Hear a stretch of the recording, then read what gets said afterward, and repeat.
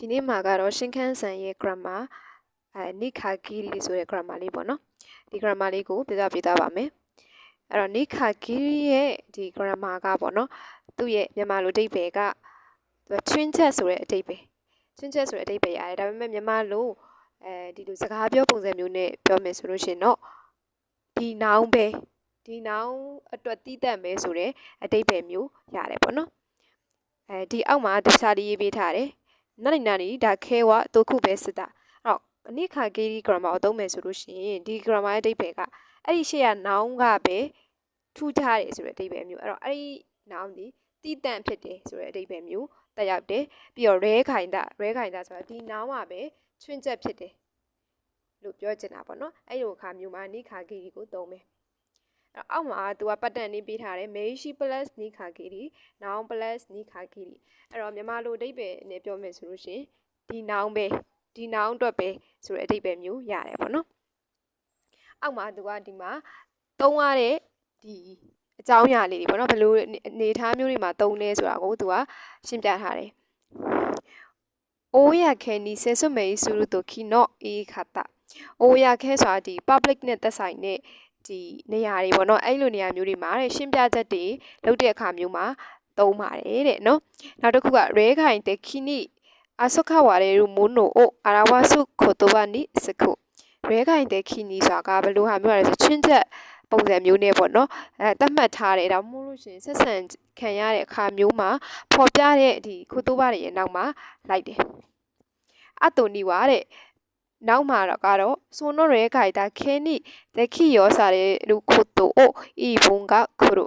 အဲ့နောက်မှာကတော့အဲ့ဒီချွင်းချက်အတွက်ပဲတင့်တော်တဲ့အရာတွေကိုပြောတဲ့စာကြောင်းကလိုက်တယ်ဟူစပုံမှန်အဖြစ်တော့ဟီတေးနော်ဘုံရဟာတရာခိခခဲနော်ဘုံဝခုနိုင်အဲ့တော့ညင်းဆိုတဲ့ဒီစာကြောင်းတွေနော်မဟုတ်ဘူးလို့ညင်းဆိုတဲ့ဟာတွေနောက်တစ်ခုကဒီ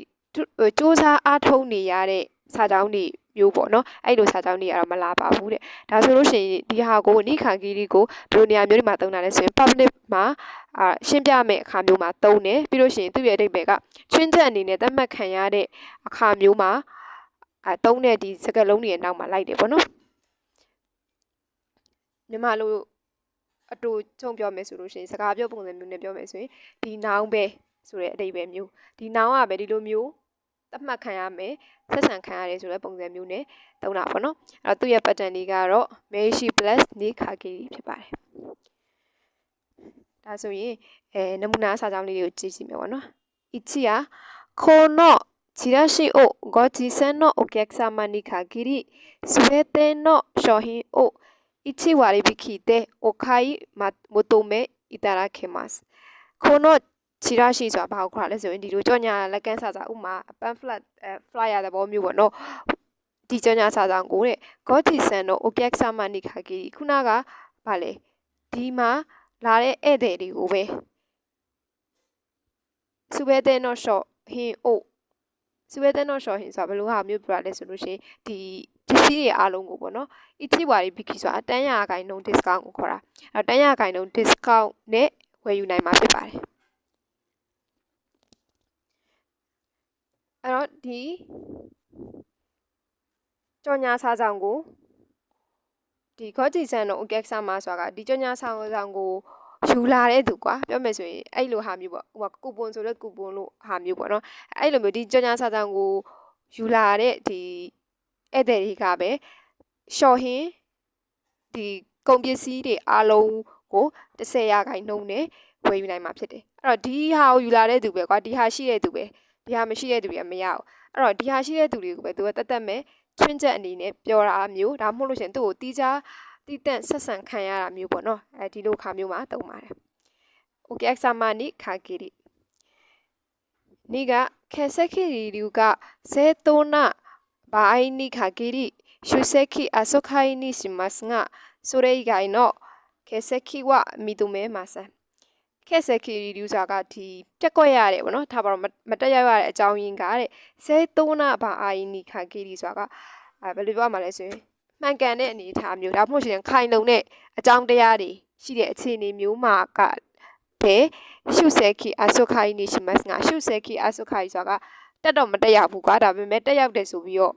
လက်ခံပေးရမျိုးပေါ့နော်အဲ့လိုလုပ်ပေးမှဖြစ်ပေမဲ့တဲ့ဆိုတဲ့ဣခိုင်တော့ခေစကေအဲ့ဒီဟာကလွဲပြီးတော့မှတခြားပြက်ကွက်မှုတွေကိုတော့အမိသူမဲမဆန်လက်မခံပါဘူးတဲ့အပြောချင်တာကဟုတ်ပြီမတက်ရောက်ဟုတ်ပြီမတက်ရောက်ရတဲ့အကြောင်းရင်းတွေဒီကခိုင်လုံနေရမှမှန်ကန်နေရတဲ့အခြေအနေမျိုးမှာဆိုလို့ရှိရင်တော့သူကတက်ရောက်တယ်လို့လုပ်ပေးမှဖြစ်ပေမဲ့အဲ့လိုမဟုတ်ဘူးဆိုလို့ရှိရင်တော့ဒီပြက်ကွက်တာမတက်ရောက်တာတွေကိုတော့သူကလက်ခံမှာမဟုတ်ဘူးပေါ့နော်အဲ့လိုမျိုးပြောတာအဲ့တော့ဘာအိုင်နီခါခီရီဘယ်လိုဘာအိုင်မျိုးလဲဆိုရင်ဆက်ခက်ဆက်ခီရီဒူကဆဲသွန်းနာဘာအိုင်ခုနကဒီခိုင်လုံနဲ့မှန်ကန်တဲ့အခြေအနေမျိုးမှာပဲလို့ပြောတာနောက်တစ်ခုကခုနပြောရင်းကကောကော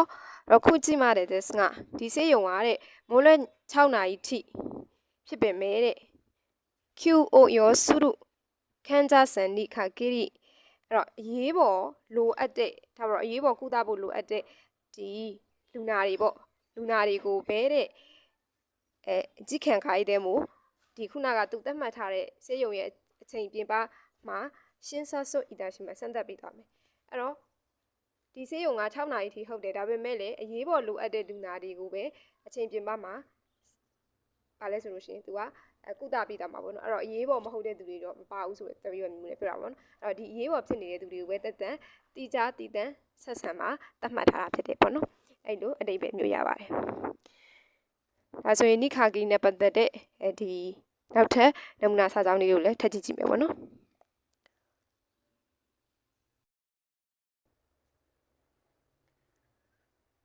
အဲ့ဒါဆိုလို့ရှိရင်နမူနာစာကြောင်းလေးတွေကိုကြည့်ကြည့်ပါမယ်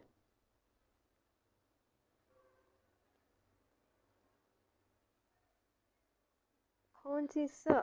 ご来場の方に限りプレゼントを差し上げます。အဲ့တော့ဒီနေ့ဒီကိုလာတဲ့သူတွေကိုပဲလက်ဆောင်ပေးတာပါမယ်။ ご来場の方に限りဒီနေရာကိုလာတဲ့သူတွေ開園に限りこのサービスを利用できます。開園に限りအဖွဲ့ဝင်တွေကပဲဒီ service ကိုအသုံးပြုနိုင်တာဖြစ်ပါတယ်။開園に限り学生に限り割引が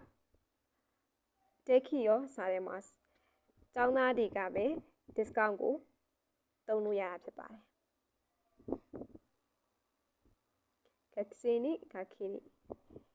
参加100名に限り無料で参加できます。ရင်းဦးဆုံးရောက်တဲ့အယောက်100ကိုပဲအခမဲ့ဝင်ရောက်နိုင်တာဖြစ်ပါတယ်အဲ့တော့အရင်ဆုံးလာတဲ့အယောက်100ကပဲအခမဲ့ဝင်ရောက်ပါဝင်နိုင်တာဖြစ်ပါတယ်100名に限りこの時間は合格者に限り次のステップに進めますဒီစာမေးပွဲမှာအောင်မြင်တဲ့သူတွေကပဲနောက်ထပ်အဆင့်ကိုတက်လှမ်းနိုင်မှာဖြစ်ပါတယ်合格者に限りဒါဆိုလို့ရှိရင်နိခါကီရီရဲ့အဓိပ္ပာယ်လေးကိုအားလုံးပဲနားလည်မယ်လို့ထင်ပါတယ်။ Bye bye